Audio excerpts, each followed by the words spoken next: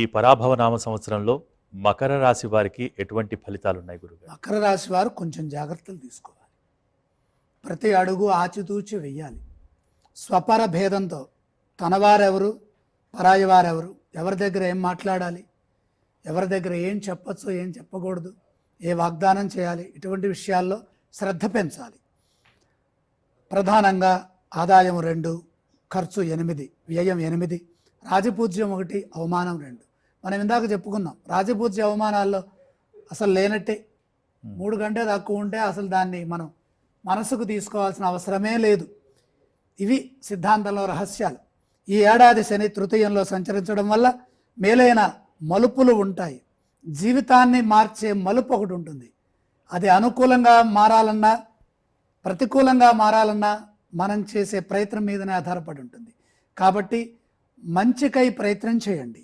గతంలోని కష్టాలకు ముగింపు దొరుకుతుంది. ఇతరుల సహకారాలు లభిస్తాయి.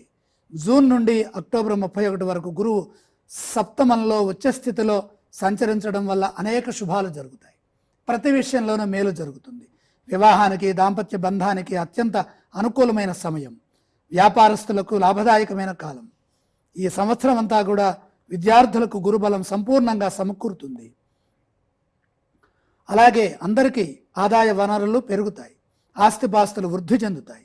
రాహు వాక్స్థానంలో సంచరించడం వల్ల ఏం మాట్లాడుతున్నామో మాట పైన నియంత్రణ, దృష్టి అవసరం.